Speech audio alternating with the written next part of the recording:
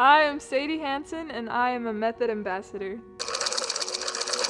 So I graduated high school, went immediately off for college, and it was like the most miserable experience ever. I just hated it because I'm like an outdoors person, and I love animals, and I was stuck in a building doing, paperwork. And so I found a job at this little farm. It was like a historic working farm in the city. I didn't have a lot of experience with animals really, other than like pets, and so I started as their wagon driver, and I drove wagons for a year just in the hopes that they would let me like interact with the animals at some point. And a year and a half later, they were like, "Man, you've dedicated yourself a lot here. We'd love to let you like work with the animals if you want to." And so I started doing all the farm chores, milking the cows and goats and feeding and stalls and pens and all that, and it was like the most amazing thing ever. And then really almost when COVID started, they needed some extra help getting the horses exercised, and it's like an old geriatric herd.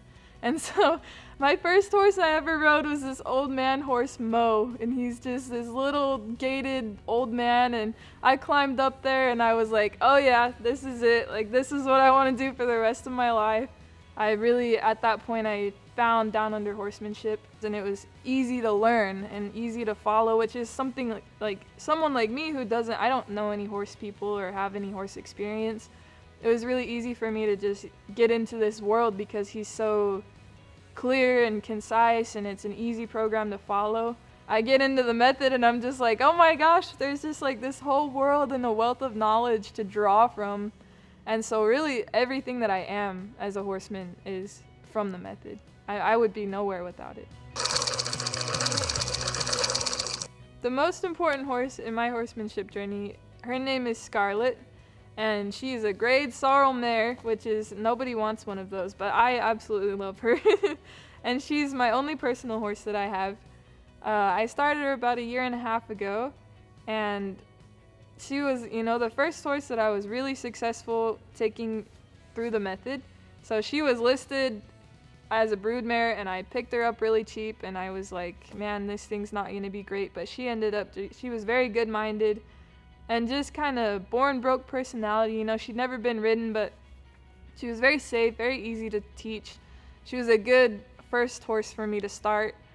And she was just, I just love her. Within a month and a half, I could put my mom on her and my niece who's 5 years old on her, and she was this unbroke thing, and she really didn't like people at all. And within a month and a half, the method just built her up, and she was just amazing. I think a lot of the time, people just fall into this easy space where they've known horses for so long, but they just don't know how deeply you can really influence a horse by just working with them correctly. And there's a lot of ways that you can train a horse, and one isn't necessarily better than the other, but the method is just so amazing, and it's really easy to follow, and pretty much anyone can do it. I decided to come to the academy because horses are my life, and the academy was an avenue for me to I started so late in life that I really don't have connections in the horse world to where I could just, I'm going to be a horsewoman and everyone's going to want me as a trainer. And so by coming to the academy, for one thing, it gave me credibility and a reputation, that I wouldn't have been able to get on my own. But for another thing, I really wanted to refine my skills, because I'm the kind of person that I want to give the very best to people. So I didn't want to come out as a mediocre trainer and offer people training that wasn't going to be something really special and great. And I knew that if I came to the academy, then I would be able to offer a very high quality of training. The biggest improvement that I saw in myself was that I would be able to read the horse and base my training on each individual horse.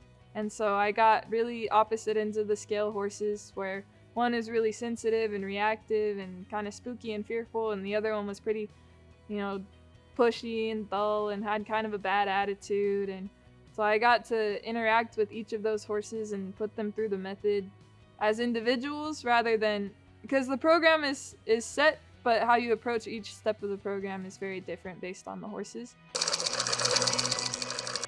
I think my favorite thing about Jeff is you kind of know where you stand with him. And when you're doing something stupid, he always tells you, but he just doesn't make you feel stupid about it, you know? He's not trying to hurt your feelings or offend you, but he's letting you know, hey, that was kind of, you gotta not do that type of thing. But he's great, and he's got so much knowledge to offer, and very personable, very kind, good guy. I'm proud to be an ambassador because it's just the coolest thing ever. Like, to be able to look at myself in the mirror and say, man, you did that. You know, it's such an honor because Downunder Horsemanship is like this amazing company with amazing people. And to be a part of something like that just makes you feel like you really did something important. Definitely read the horse. Jeff said that so many times throughout the academy. And in the beginning, it was like this thought in my head where I was like, oh yeah, that's important. And the more that he said it, the more I just kept on thinking, oh man, that's so important, because every horse is different and you have to approach them as an individual.